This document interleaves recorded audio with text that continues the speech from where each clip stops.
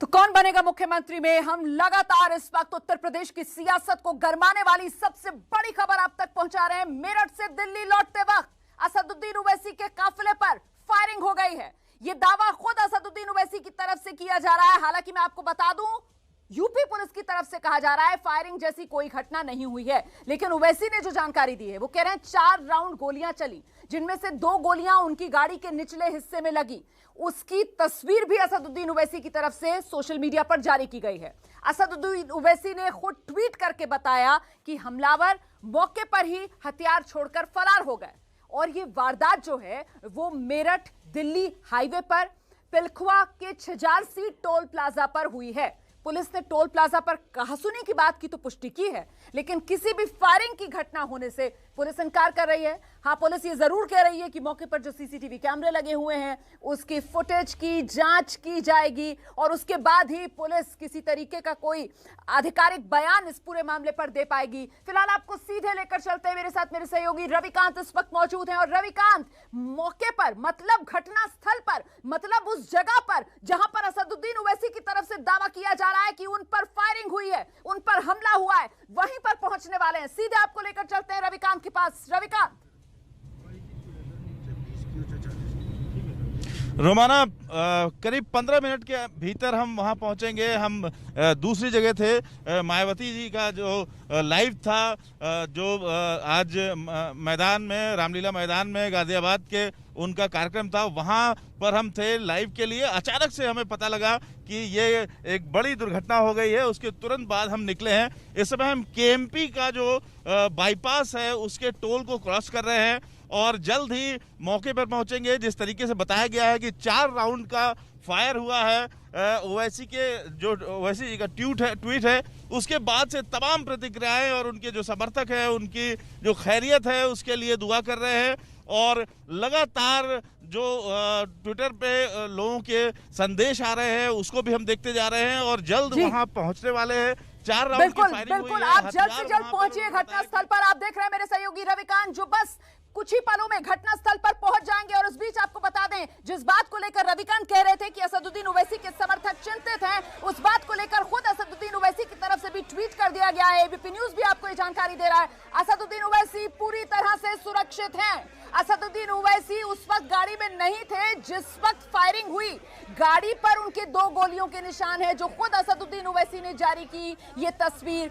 और इस बीच इस पूरे घटनाक्रम पर असदुद्दीन ओवैसी की तरफ से जो ट्वीट किया गया है वो आप देख रहे हैं। खुद असदुद्दीन ओवैसी ने जानकारी दी है, कुछ देर पहले छजारसी टोल गेट पर मेरी गाड़ी पर गोलियां चलाई गई, 4 राउंड फायर हुए, 3 से 4 लोग थे, सबके सब भाग गए, हथियार वहीं छोड़ गए।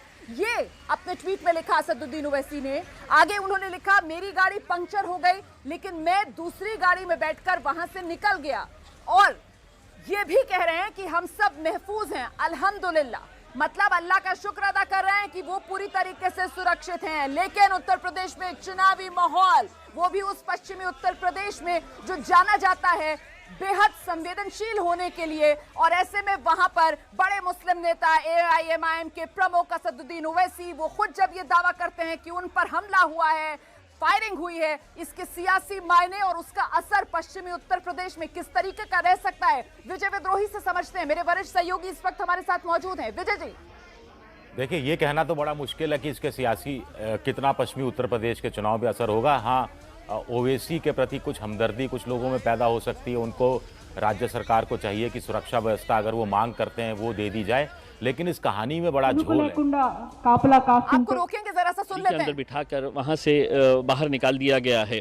जो लोगों ने हमला किया है वो लोगों ने हथियार वहीं पर डालकर गए हैं। इस अटैक के अंदर किसी को कोई जीवित हानि तो नहीं हुई है, लेकिन हम इस घटना की कड़ी निंदा करते हैं क्योंकि ये पहली बार नहीं हुआ है कि असदुद्दीन ओवैसी साहब के ऊपर इस तरह का हमला हुआ है। 1-2 महीने पहले उनके घर के ऊपर भी इस तरह का हमला हुआ है। और आश्चर्य की बात है, उनका घर जिस अशोका रोड के ऊपर है उसके बिल्कुल रोड के उस तरफ है तो पुलिस स्टेशन है। अगर पुलिस स्टेशन के सामने अगर गुंडों की इस तरह की हिम्मत हो रही है कि वो घर के ऊपर और most safe and secured area के अंदर अगर होता है, ये मुद्दे को मैंने पार्लियामेंट के अंदर उठाया था। हमने सरकार को ये बताया था कि असदुद्दीन ओवैसी साहब को लगातार उनको धमकियां मिलती है, उनको डराया जाता है, उनके ऊपर लगातार हमले किए जाते हैं। तो क्या वजह है कि ये सब होने के बावजूद भी भारतीय जनता पार्टी की केंद्र की सरकार और उत्तर प्रदेश की सरकार इस घटनाओं को नज़रअंदाज करते हुए किस बात का वो इंतज़ार कर रही है? अगर ये गोली अगर लग जाती तो सोचिएगा कि क्या आज हाल होता है। ये तो खुशकिस्मती थी, ये तो अल्लाह का लाख लाख शुक्र है कि वो बच गए है करके, लेकिन हम इस घटना की कड़ी निंदा करते हैं और जो कोई भी दोषी है उनके ऊपर सख्त से सख्त कार्रवाई होना। सर ये बताइए, अभी फिलहाल ओवैसी साहब कहाँ हैं? ओवैसी साहब को अभी दूसरी गाड़ी से वहाँ से निकाला गया है और वो अपने घर की तरफ अभी आ रहे हैं।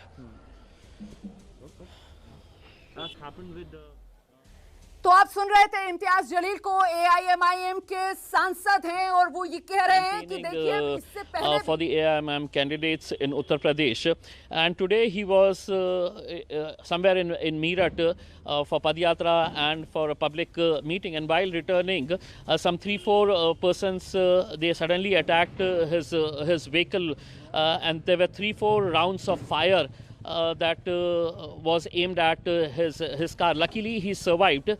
He was immediately shifted to another vehicle and now he is on his way back to Delhi. But we strongly criticize and condemn the way the central government and the state government are taking the security issue of Mr. Asaduddin Owaisi so lightly. Just a couple of months back, there was an attack on his house, which is on Ashoka Road, the most secured, considered to be the safest place in India, where all the VVIPs live. And there's a police station just bang outside, opposite his house on Ashoka Road. And the culprits had the guts to come and attack his house. I had personally raised that issue in the parliament and had demanded security for Mr. Asaduddin Owaisi. The government, the intelligence, everybody knows that he has been on the radar. He is continuously being targeted.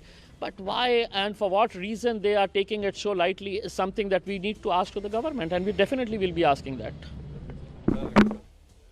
AIMIM सांसद इम्तियाज जलील को आप सुन रहे थे, जो कहीं ना कहीं चिंता व्यक्त करते हुए असदुद्दीन ओवैसी की सुरक्षा को लेकर और याद दिलाते हुए कि 2 महीने पहले अति सुरक्षित दिल्ली के इलाके में जहां असदुद्दीन ओवैसी रहते हैं वहां उनके घर पर भी हमला हुआ था, जिससे महज कुछ ही दूरी पर पुलिस चौकी है और बावजूद इसके किसी तरीके का कोई एक्शन हुआ नहीं आरोपियों पर। और सीधे आपको लिए चलते हैं मेरे साथ मेरे सहयोगी विजय विद्रोही, जो इस वक्त मौजूद हैं और इस पूरे घटनाक्रम पर वो अपनी बात रख रहे थे। विजय जी, आप बात पूरी कर दीजिए अपनी, और इसको समझते हुए सर कि जो सवाल यहाँ पर अब खुद एक बार फिर से AIMIM की तरफ से खड़े किए जा रहे हैं कि 2 महीने पहले भी असदुद्दीन ओवैसी पर हमला हुआ था, उनके घर को निशाना बनाया गया।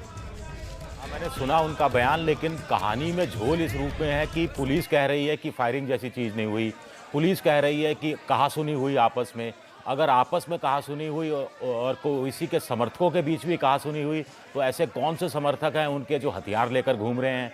फिर दूसरी बात, जो हथियार छोड़कर चले गए आरोपी, अगर ये लाइसेंस शुदा हथियार हैं तो इनको ट्रेस आउट किया जा सकता है, क्योंकि चुनाव जैसे ही घोषित होता है जितने लाइसेंस शुदा हथियार होते हैं वो लोकल थाने में जमा कराने पड़ते हैं। तो कौन लोग हैं जिन्होंने थाने में लाइसेंस शुदा हथियार जमा नहीं कराए और आपसी कहासुनी में इस हथियारों का इस्तेमाल हुआ, या देसी कट्टे हैं, या फिर ये कोई ऐसा कुछ ये बात तो नहीं कि आप दरअसल जिस झोल का जिक्र कर रहे हैं तो उस झोल के हिसाब से तो पुलिस की तरफ से ये कहा जा रहा है कि साहब फायरिंग हुई नहीं। पुलिस तो फायरिंग की बात अभी मान ही नहीं रही है। हाँ, ये जरूर कह रही है कि जांच करेंगे, सीसीटीवी का फुटेज खंगाला जाएगा। जरा सा एक बार फिर से दर्शकों को नीरज पांडे के पास लेकर चलते हैं। नीरज, मामला बेहद उलझा हुआ। एक तरफ असदुद्दीन ओवैसी AIMIM के अध्यक्ष हैं और नहीं भूलना चाहिए कि देश के बड़े जाने माने वकील हैं और वो ये कह रहे हैं कि उन पर हमला हुआ है। वो तस्वीर जारी कर रहे हैं जिसमें उनकी गाड़ी पर 2 गोलियों के निशान नजर आ रहे हैं और IG मेरठ जोन ये कह रहे हैं कि साहब फायरिंग हुई नहीं। मामला उलझ रहा है। रोमाना, निश्चित रूप में ये पूरी जिम्मेदारी राज्य पुलिस की है, सुरक्षा देना भी उनकी जिम्मेदारी है। और अगर ऐसी घटना हुई है, मैं पहले कह रहा हूँ, अगर ऐसी घटना हुई है तो राज्य पुलिस को इसकी पूरी जिम्मेदारी भी लेना चाहिए और इस पूरे मामले में जो लोग आरोपी उनको जेल भी भेजना चाहिए। ये पुलिस का कर्तव्य भी बनता है। और निश्चित रूप में इस पूरे मसले को कहीं ना कहीं, मैंने जैसे पहले ही कहा, ओवैसी साहब उसका राजनीतिकरण करने का प्रयास भी करेंगे और ये पूरा मामला राज्य की सुरक्षा व्यवस्था से जुड़ा भी है और सवाल भी खड़े होंगे, क्योंकि जिस राज्य में सुरक्षा व्यवस्था के नाम पर चुनाव लड़ रही हो उत्तर प्रदेश की सरकार और उस राज्य में एक बड़े नेता पर इस तरह का हमला हो जाए तो सरकार की सुरक्षा व्यवस्था पर सवाल खड़े होते हैं, राज्य की पुलिस व्यवस्था पर सवाल खड़े होते हैं। लेकिन जैसा मैंने पहले कहा कि इस पूरे मामले को तब तक नहीं कुछ कहा जा सकता जब तक कि पुलिस पूरे तथ्यों की जांच ना कर ले और जांच में यह साबित ना हो जाए कि वाकई गोली चली भी है या केवल और केवल राजनीतिक बस इस पूरे मसले को हाइप दी जा रही। तो दोनों बातें हो सकती है, जैसा कि अभी तक पुलिस ने स्पष्ट नहीं किया कि वहां गोली चली भी है, यह बात जरूर सामने आ रही है कि वहां पे धक्का मुक्की हुई है। बिल्कुल दोनों बातें हो सकती हैं, लेकिन आखिरकार सच क्या है वो सामने आना जरूरी है। और क्या इस चुनावी माहौल में जब बयान और बोल सब बेलगाम हो जाते हैं, सच सामने आ पाएगा, इसे लेकर भी बड़ा सवाल है।